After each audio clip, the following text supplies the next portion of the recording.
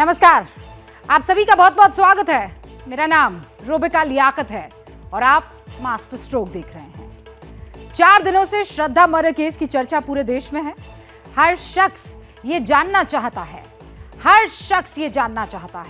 कि अब तक कितने सबूत और सुराग मिले हैं। आज जंगल बोलेगा, राज खोलेगा।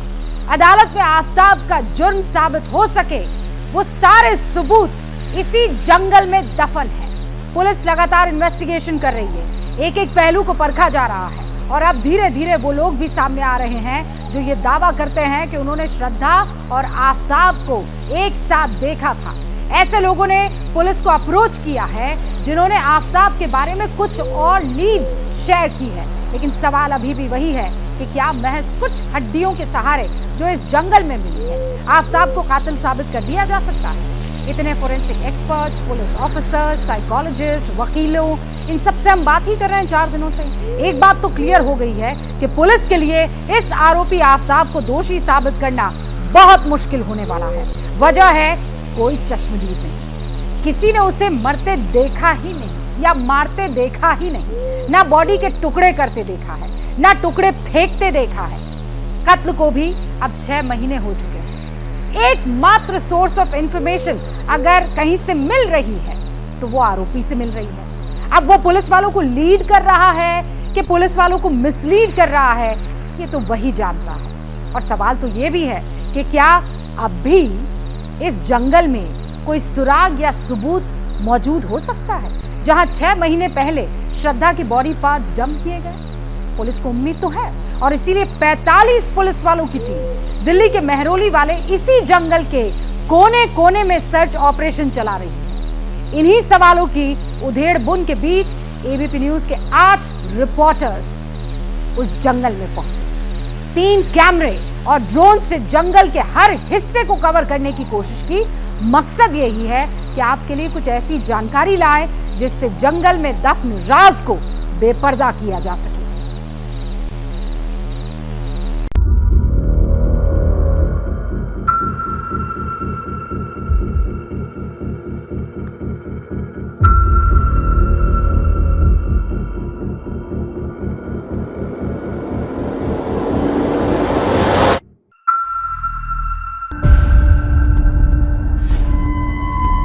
करीब 6.5 वर्ग किलोमीटर में फैला मेहरौली का जंगल।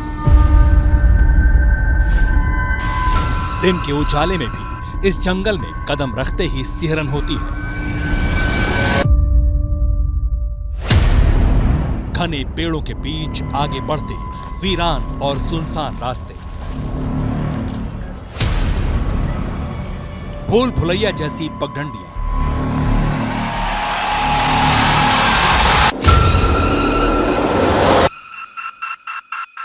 इस जंगल में न जाने कितने एंट्री और एग्जिट पॉइंट हैं। यहां कदम रखते ही हर रास्ता, हर पगडंडी अबूझ पहेली जैसी लगती है।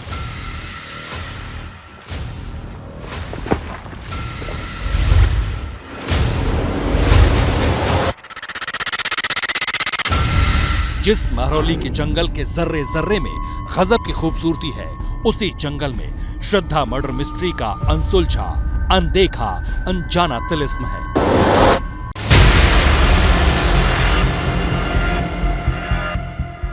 ये जंगल ही तो है जिसकी मिस्ट्री को जानने की जिज्ञासा हर जहन में है।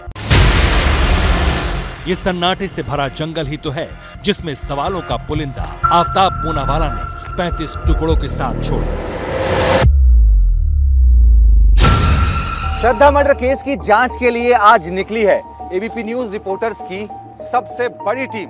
अगर आप सोच रहे हैं कि हम श्रद्धा मर्डर केस की वही कहानी दोहराने जा रहे हैं जिसे आप सुन चुके हैं, जिसे आप पढ़ चुके हैं, जो कहानी आपको पुलिस बता रही है, वो घटना जिसे आप YouTube और Google पर कई बार देख चुके हैं और जिसे देखकर आप इस दिल दहला देने वाली घटना को लेकर अपनी एक राय भी बना चुके हैं। थोड़ा रुकिए, हम आपको उन सवालों से रूबरू कराएंगे जिनका जवाब पूरा देश जानना चाहता है।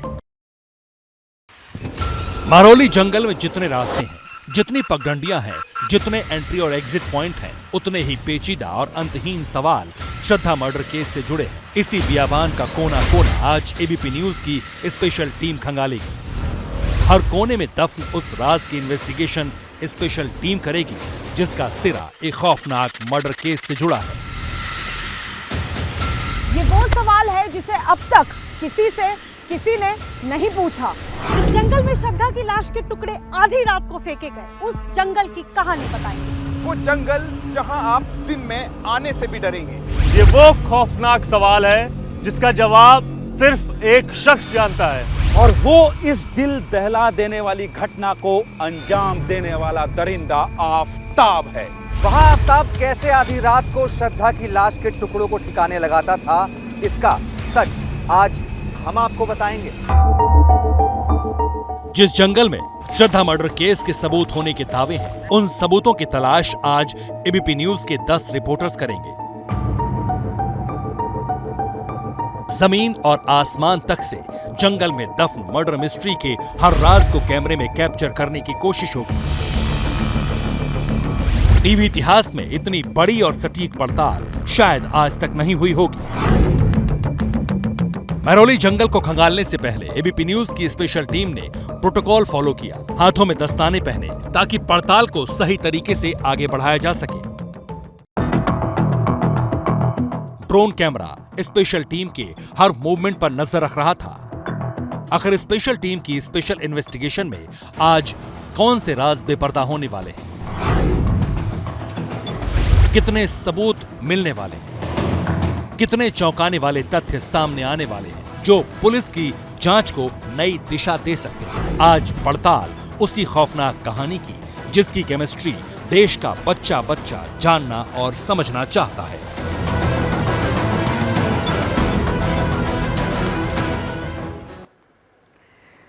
एक बात बताऊं आपको, आगे बढ़ूं उससे पहले आप ये जान लीजिए कि एबीपी न्यूज़ के रिपोर्टर्स ने बहुत जिम्मेदारी के साथ जंगल से ये ग्राउंड रिपोर्ट तैयार की है। और चूंकि ये क्राइम सीन नहीं है, क्राइम सीन जो है वो घर पर है, मत भूलिए। और इसीलिए हमारे रिपोर्टर्स जंगल के हर कोने में गए, लेकिन इसके बावजूद सर्च ऑपरेशन की सैंक्टिटी का उन्होंने ख्याल रखा है। जहां तक पुलिस इन्वेस्टिगेशन की बात है, तो आफताब ने तो ये कबूल कर लिया है कि श्रद्धा की डेड बॉडी के टुकड़े उसने महरौली के इन्हीं जंगलों में फेंके हैं। पुलिस ने इस जंगल से 12 हड्डियां अब तक बरामद की है। आफताब रात को करीब 2 बजे के आसपास बॉडी पार्ट्स को जंगल में फेंकने आया करता था। आफताब ने अब तक जो कुछ कबूल किया है, पुलिस की जांच उसी बिना पर आगे बढ़ रही है। हमारी स्पेशल इन्वेस्टिगेशन टीम इसी जंगल के कोने कोने को छान रही है। महरौली के जंगल में दाखिल होना बहुत मुश्किल है, समझ लीजिए। ये घना जंगल जो आपको दिखाई दे रहा है, जैसा हमने आपके लिए ग्राफिक्स के तौर पर तैयार किया है, इससे ज्यादा खतरनाक वहां का जंगल है। ऐसा इसलिए क्योंकि दिन में ही जंगल में घना अंधेरा रहता है। जितने घने पेड़ हैं उससे कहीं ज्यादा घनी कटीली झाड़ियां हैं। और हो सकता है कि जब रात में आफताब इस जंगल में श्रद्धा के बॉडी पार्ट्स को ठिकाने लगाने आता हो, तब उसके कपड़ों का कोई टुकड़ा किसी कटीली झाड़ी में फंस गया हो। हमारी स्पेशल टीम ने इस सच की तह तक जाने की भी कोशिश की। क्या निकला पड़ताल में, हमारे कैमरे में क्या कैप्चर हुआ, दुनिया की नजरों से अब भी वो ओझल सच क्या है, अब उसे देखिए। इस पूरे जंगल में रास्ते बहुत तंग हैं और कटीली झाड़ियाँ, ये देखिए, ये कटीली झाड़ियाँ हैं। जिस जंगल में आप किसी भी हिस्से में चले जाइए, ये कटीली झाड़ियाँ आपको ज़रूर परेशान करती हैं, आपके कपड़े फाड़ती हैं, आपको निशान दे सकती हैं। तो बहुत सारी चीज़ें ऐसी हैं जिसको समझना होगा कि क्या आफताब जब इस जंगल में घूमा होगा तो उसके इन कांटों के ज़रिए उसके कोई कपड़े फटे होंगे, उनका टुकड़ा यहाँ पर होगा, क्या उसके शरीर पर कोई निशान होगा कांटे लगने का। इन तमाम चीज़ों को भी खंगालना होगा। आप देखिए, पूरा घना जंगल है, पूरा कटीला जंगल है। यहाँ से किसी का आसानी से निकल पाना बहुत मुश्किल है। दिन की रोशनी में भी देखिए, आप थोड़ी आगे जाएंगे तो दिन की रोशनी में भी आपको चीज़ें नहीं दिखती हैं, बिल्कुल नहीं दिखती हैं। मैं कैमरे की नज़र से आपको दिखाएंगे, ये देखिए, बिल्कुल नहीं दिखती हैं। तो सोचिए, अगर रात के अंधेरे में आफताब यहाँ पर आया होगा तो उसे क्या दिखा होगा, वो किस जगह पर फंसा होगा, ये कह नहीं सकते, क्योंकि कोई सीधा रास्ता नहीं है। मैं आपको यकीनन ये बता सकता हूँ कि कोई भी सीधा रास्ता नहीं है इस जंगल में जाने का। आप कहीं भी किसी भी वक्त भटक सकते हैं। तो आफताब भी ज़रूर भटका होगा और कुछ ना कुछ निशानी ज़रूर छोड़ी होगी। वही निशानी एबीपी न्यूज़ भी खोजने की कोशिश कर रहा है। आइए आगे बढ़ते हैं। एबीपी न्यूज के अलग अलग रिपोर्टर आपको बता रहे, ये देखिए, कहीं शर्ट, कहीं पैंट, कहीं जूते, तो कहीं हाथ के ग्लव्स फट जा रहे हैं। एबीपी न्यूज के अलग अलग रिपोर्टर बड़ी तहकीकात करके आपको ये बताने की कोशिश कर रहे हैं कि आखिर यहां पहुंचना या इस जंगल में किसी तरह के अपराध को अंजाम देना कितना जोखिम भरा हो सकता है। यहां मैं ये भी देख पा रहा हूं शाम के वक्त में कि इन पेड़ों को काटा गया है, इन झाड़ियों को काटा गया है। इसका मतलब आप समझ सकते हैं, देखिए यहां जो मिट्टी है यहां बैठ के काटा गया है, क्योंकि ये मिट्टी का ढेर ये बता रहा है कि यहां कोई आया था जो इस पेड़ और झाड़ी को काट रहा है। और पुलिस इसलिए काट रही है क्योंकि ये घने जंगल इतने घने हैं कि आपको सबूत देखने के लिए इन जंगलों से होकर गुजरना होगा। और इस घने जंगल में आफताब ने पहले रेकी की होगी। ऐसा नहीं हो सकता है कि आफताब एक दिन आए और दूसरे दिन उसने वो ये फैसला कर ले कि इसी जंगल में श्रद्धा के लाश के टुकड़े उसे फेंकने हैं। एक और बात आपको ये बता दूं, देखिए जंगल मौसम के हिसाब से भी बदलता है और इस बीच बारिश आई है, मत भूलिए, फिर गर्मी भी थी, 6 महीने का वक्त गुजर गया है ना। तो 18 मई की रात करीब 10 बजे आफताब ने श्रद्धा का गला दबाकर उसकी हत्या की। फिर आफताब ने श्रद्धा की डेड बॉडी के टुकड़े करने शुरू कर दिए थे। आफताब ने पुलिस के सामने ये भी कबूला था कि डेड बॉडी के टुकड़े करने में उसे 10 घंटे से ज्यादा का वक्त लगा। आफताब ने 1 घंटे तक बॉडी पार्ट्स को पानी से धोया। उसके बाद सभी टुकड़ों को पॉलिथीन में बंद करके फ्रिज में वो रखता चला गया। यहीं से बॉडी पार्ट्स को ठिकाने लगाने की कहानी शुरू होती है। सबसे पहले जंगल में बॉडी पार्ट को वो डिस्पोज जो करता है वो वाले बॉडी पार्ट्स होते हैं जो जल्दी रॉट कर सकते हैं या जल्दी उसमें से स्मेल या बदबू आ सकती है। वहाँ दिन में ही आप देख रहे हैं, रिपोर्टर्स हमारे गए, जाना आसान नहीं था, कोई सीधा रास्ता नहीं है। आप जहाँ जाएंगे वहाँ कटीली तारें आपका रास्ता रोक देंगी, तो रात में वहाँ का क्या आलम होता होगा।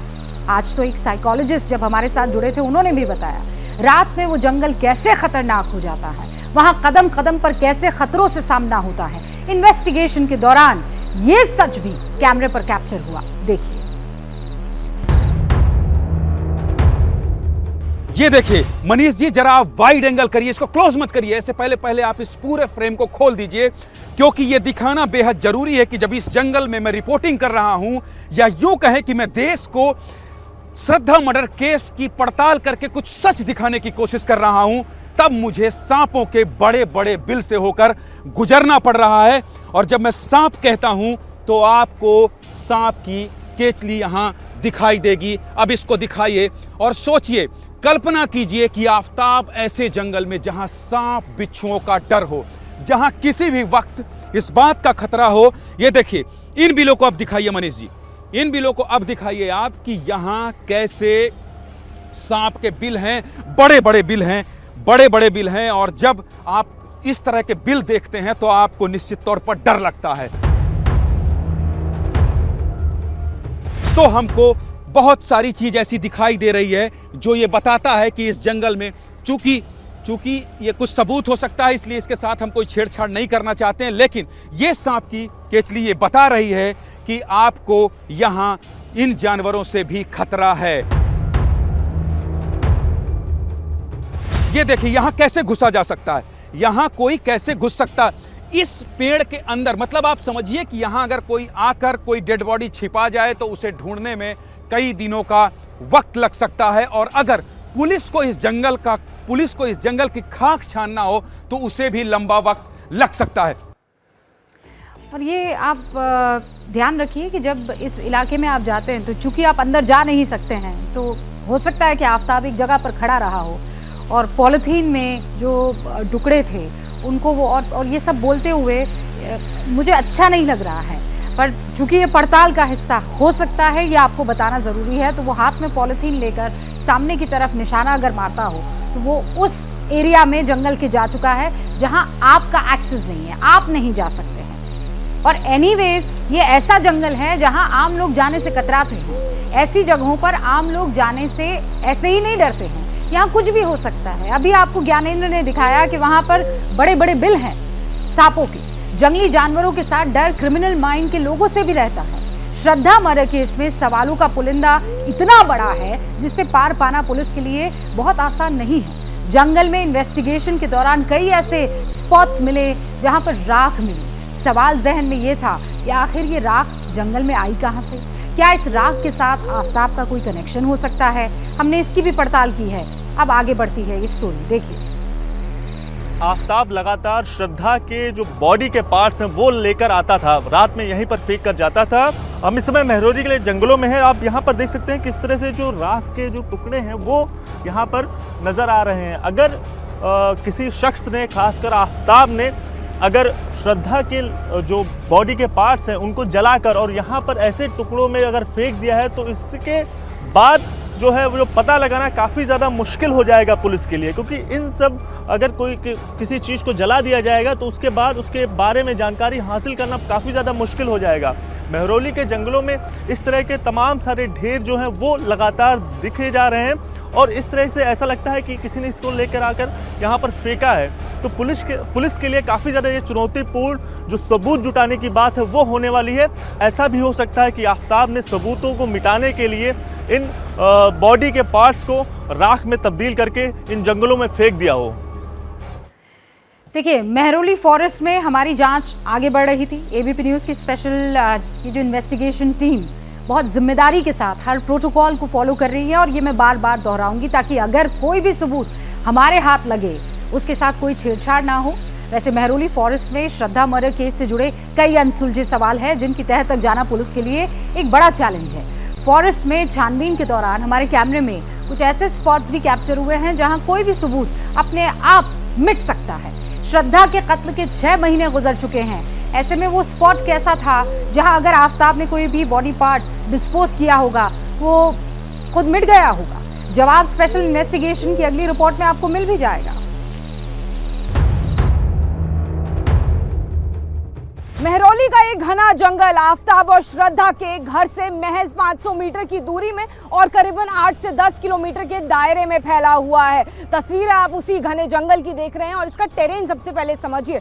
जहां से हम आए हैं वो पहाड़ी इलाका है और जहां पर जगह जगह कुछ आपको ऐसे गड्ढे या कहीं टनल्स मिल जाएंगे। ये गड्ढे इतने गहरे हैं कि इसमें अगर कोई चीज़ रहे, लंबे समय तक रहे, तो वो बाकायदा डिकम्पोज हो सकती है। अब तस्वीरें देखिए, हम आपको पैन करके कैमरा दिखा रहे हैं और अगर यहाँ पर कोई सामान छुपा दिया जाए या उस सामान को लंबे वक्त तक या माने कि 6 महीने तक भी रख दिया जाए तो वो सामान अपने आप मिट्टी में मिलकर डिकम्पोज हो सकता है, गायब हो सकता है। साथ ही पुलिस की इन्वेस्टिगेशन में अगर यहाँ पर ड्रोन का भी इस्तेमाल किया जाए तो कुछ हासिल नहीं होगा क्योंकि झाड़ियाँ इतनी बड़ी हैं, घना जंगल इतना ज़्यादा है। श्रद्धा के कत्ल को 6 महीने गुजर चुके हैं, ये याद रखना आपको जरूरी है। 6 महीने में वक्त की जाने कितनी धूल सबूतों पर पड़ चुकी होगी। वहां पर अलग अलग झाड़ियां अपने आप पैदा हो गई, अलग अलग पेड़, अलग अलग पौधे वहां पर बारिश के बाद अपने आप जिंदगी के एक अलग ही मुकाम पर पहुंच चुके होंगे। इतने लंबे वक्त में आफताब के खिलाफ पुलिस को सॉलिड सबूत मिलना क्यों मुश्किल है? जिस जंगल में आफताब ने श्रद्धा की बॉडी के टुकड़े फेंके, 6 महीने में उनके साथ जंगल में क्या क्या हो सकता है, इसकी इन्वेस्टिगेशन एबीपी न्यूज़ की स्पेशल टीम ने की है। अब वो आप देख लीजिए। आफताब रात 2 बजे इस महरौली के जंगलों में आता था और यहाँ पर जैसा कि पुलिस बता रही है, पुलिस के बयानों में सामने आया कि यहाँ पर वो जो हड्डियाँ थी, जो मांस के टुकड़े थे श्रद्धा के, वो उसको यहाँ पर फेंकता था। आपको यहाँ पर दिखाना चाहूँगा किस तरह से जो कुत्ते हैं वो यहाँ पर टहल रहे हैं। देख सकते हैं किस तरह से जो कुत्ते हैं, जंगली कुत्ते, वो यहाँ पर लगातार टहलते हुए साफ तौर पर यहाँ पर देखे जा सकते हैं। तो अगर आफताब जो मांस के टुकड़ों को यहाँ पर इस जंगलों में लाकर कहीं भी फेंक देता था या छुपा देता था तो उसके बाद इन जंगली कुत्तों के जब हाथ वो मांस के टुकड़े लग जाते हैं तब फिर कैसा हश्र होता है वो तो सामने आ ही जाता है। लेकिन हड्डियों का कुछ पता नहीं चलता, कुत्ते कहाँ लेके चले जाते हैं उन हड्डियों को, इसके बारे में जानकारी नहीं मिलती है। आप समझ रहे हैं ना, ये अब कितना मुश्किल होने वाला है पुलिस के लिए। जंगल में कौन कौन सी चीज़ कहाँ से आ जाए ये कहना और साबित करना दोनों ही बहुत मुश्किल है। आफताब ने अपने गुनाह का हर सबूत मिटाने की पूरी कोशिश की, फुल प्लानिंग की। श्रद्धा के टुकड़े करने के बाद आफताब ने उसका चेहरा तक जला दिया और ऐसा इसलिए उसने किया ताकि कभी उसकी कोई शिनाख्त ही ना कर पाए। पुलिस की जांच आफताब के बयानों के इर्द गिर्द ही अब तक घूम रही है, क्योंकि बिल्कुल शुरू में हमने आपको बता दिया था कि एकमात्र सोर्स ऑफ इंफॉर्मेशन अगर कोई है तो वो खुद आरोपी है जिसका नाम आफताब है। ना तो अभी तक श्रद्धा का मोबाइल पुलिस के पास है, ना ही वो कपड़े जो कत्ल के रोज श्रद्धा ने पहने हुए थे या कत्ल करते वक्त आफताब ने पहने थे। पूरी जिम्मेदारी के साथ हमारी टीम जब जंगल का कोना कोना खंगाल रही थी तब कई ऐसी चीजें कैमरे में कैप्चर हुई है जो हैरान करती है। आप भी देखिए। सवाल ये है कि आफताब ने श्रद्धा की लाश को टुकड़े फेंकने के लिए इस जंगल का प्रयोग ही क्यों किया?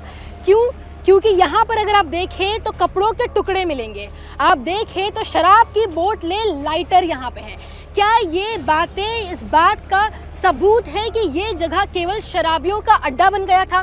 क्या आफताब को ये जानकारी थी कि यहाँ पर उसके गुनाह का पर्दाफाश कभी नहीं हो पाएगा? मैं अगर आपको आगे लेकर के चलूं, क्योंकि इस जंगल के रास्ते आगे जाना बेहद मुश्किल है, तो आप देखिए आपको यहाँ भी लड़की के कपड़े मिलेंगे। क्या ये जंगल का सूनापन अश्लीलता का अड्डा बन गया था? हम लगातार ऐसी चीज़ों को जंगल में देख रहे हैं जो सवाल खड़ा करती है कि आखिर कैसे ये शराबियों का अड्डा था? क्या यहाँ पे केवल इस तरीके के घिनौने काम होते थे? क्या आफताब को ये पता था कि यहाँ कानून नहीं बल्कि जंगल का राज चलता है और उसके गुनाह कभी भी सामने नहीं आ पाएंगे? को मैं इस तरफ दिखाना चाहता हूँ, ये जो अड्डा है, ये पूरा अड्डा है। इधर आइए, ये जो पूरा अड्डा है, इस अड्डे में जब आप आएंगे तो देखेंगे कि यहाँ बियर की बोतल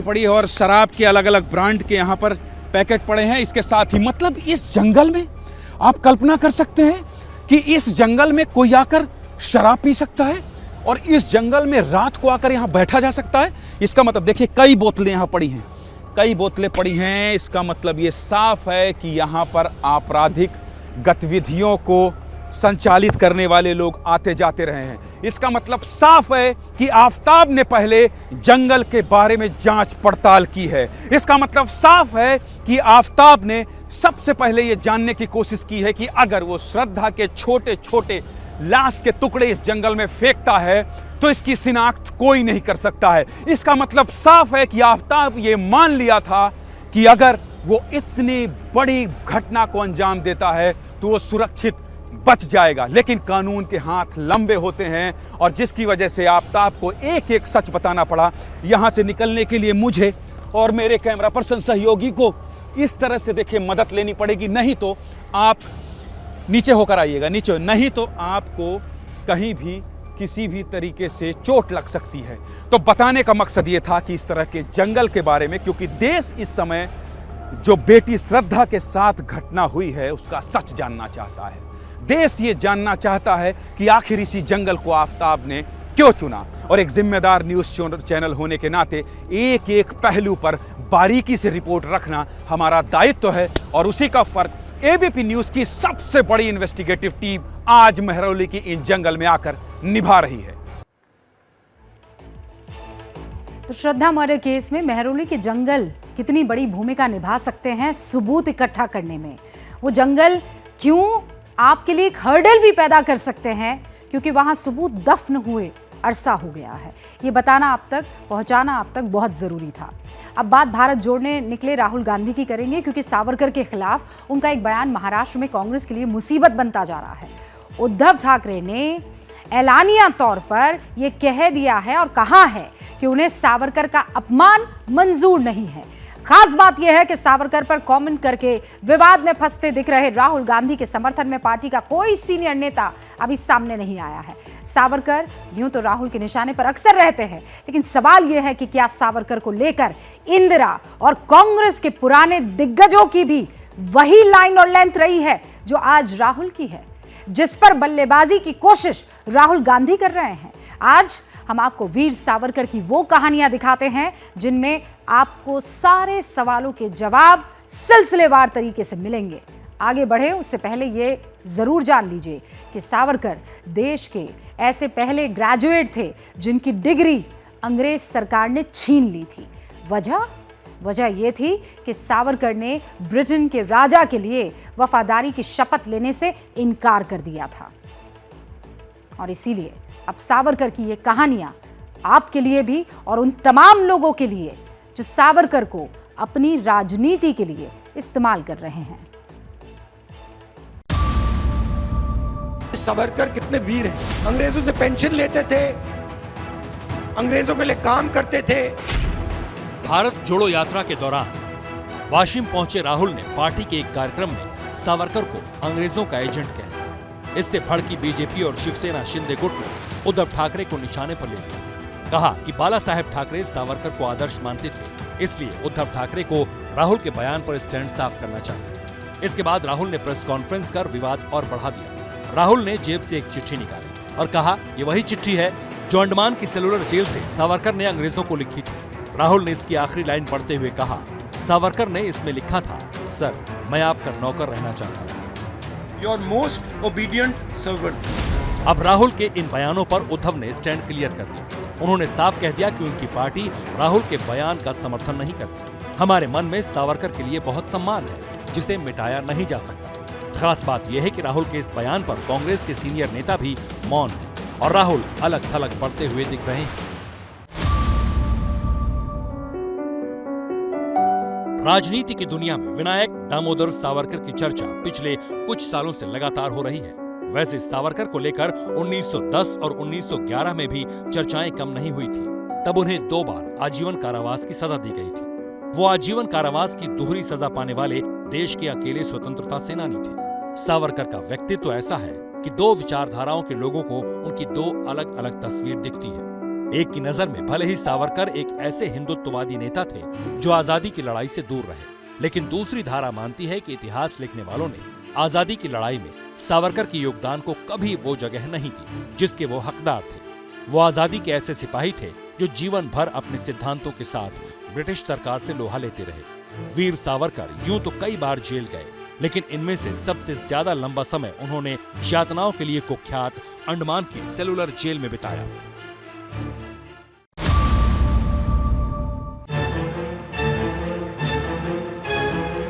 11 जुलाई 1911 को सावरकर को अंडमान जेल भेजा गया। 698 कमरों की सेलुलर जेल में सावरकर का पता था कोठरी नंबर 52।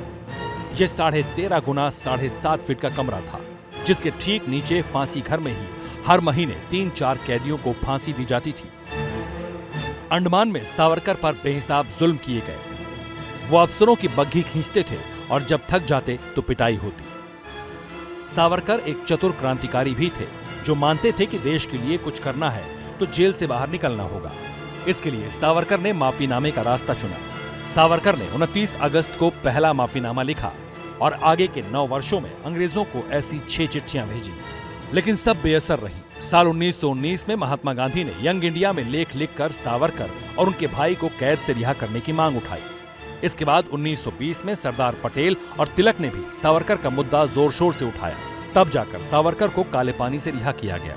सावरकर के साथ सेलुलर जेल में कैद रहे बरिंद्र घोष ने बाद में लिखा था कि सावरकर बाकी कैदियों को गुपचुप तौर पर आंदोलन के लिए उकसाते थे।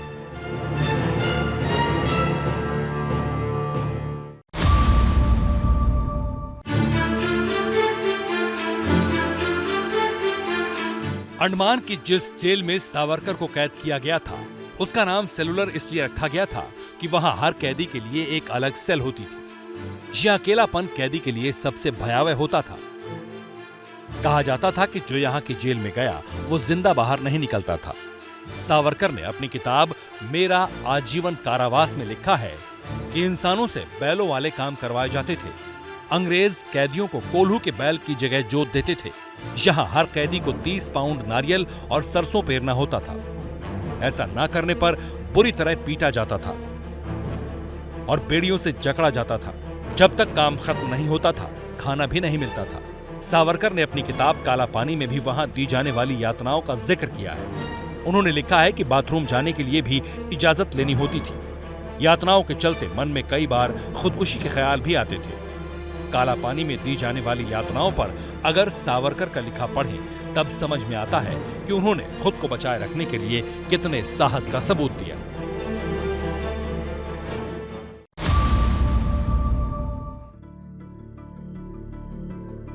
सावरकर ने स्कूली पढ़ाई के बाद ही क्रांति की मशाल थाम ली थी।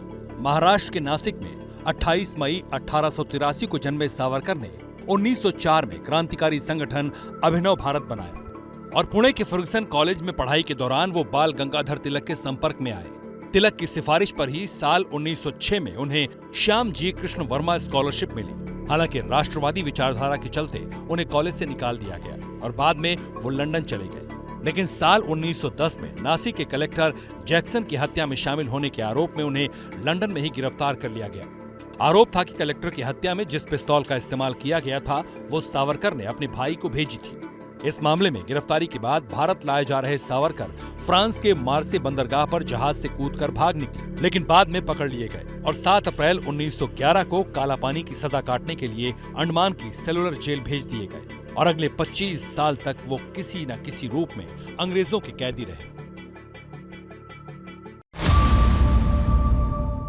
हमें माफ कर दो, जो भी हमसे चाहते हो ले लो, बस मुझे जेल से निकाल दो। कांग्रेस सावरकर के माफीनामे का मुद्दा बार बार उठाती है। सावरकर पर महात्मा गांधी की हत्या की साजिश का भी आरोप लगाती है, लेकिन बीजेपी इन तमाम आरोपों को खारिज करती है। बीजेपी का दावा है कि सावरकर ने माफीनामे महात्मा गांधी के कहने पर ही लिखे थे। बताया जाता है कि सावरकर के बड़े भाई गांधी जी से मिले थे, तब गांधी जी ने उन्हें माफीनामे वाली सलाह दी थी।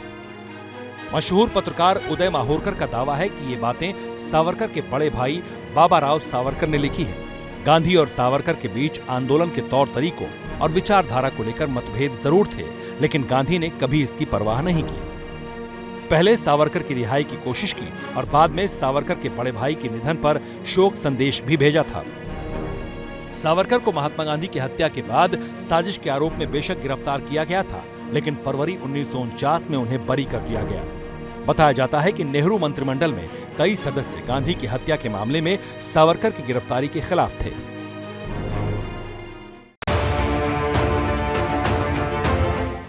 लाल बहादुर शास्त्री के बाद जब इंदिरा गांधी प्रधानमंत्री बनी, तब उन्होंने भी वीर सावरकर की तारीफ की थी। इंदिरा ने अपनी एक चिट्ठी में सावरकर को रिमार्केबल सन ऑफ इंडिया यानी देश का महान सपूत कहा था। 20 मई 1980 को स्वतंत्र वीर सावरकर राष्ट्रीय स्मारक के सेक्रेटरी पंडित बाखले के नाम इस चिट्ठी में इंदिरा गांधी ने देश के लिए सावरकर के योगदान का जिक्र किया था। इस पत्र में इंदिरा ने लिखा था, वीर सावरकर का ब्रिटिश सरकार के खिलाफ मजबूत प्रतिरोध हमारे स्वतंत्रता आंदोलन के लिए काफी अहम है। मशहूर लेखक वैभव पुरंदरे ने सावरकर पर लिखी किताब the true story of the father of Hindutva में दावा किया है कि इंदिरा गांधी ने 1966 में सावरकर के निधन पर शोक भी जताया था। इंदिरा गांधी ने सावरकर को क्रांतिकारी बताते हुए तारीफ की थी। उन्होंने बयान जारी कर कहा था कि सावरकर ने अपने आचरण से देश को प्रेरणा दी थी।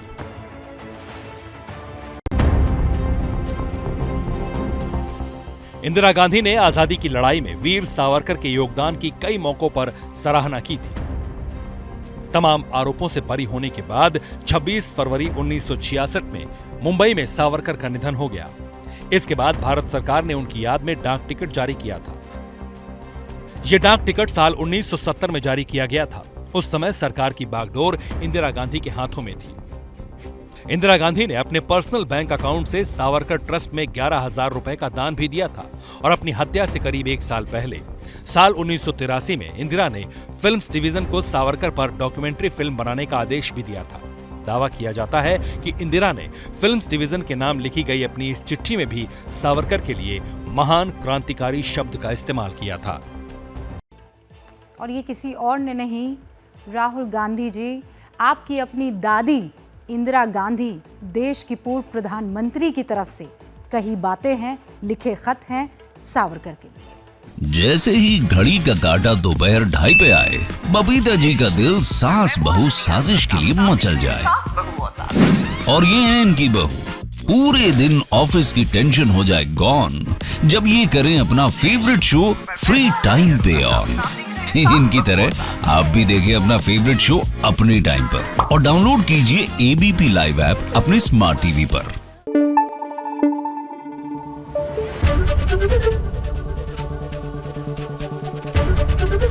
एबीपी न्यूज आपको रखे आगे।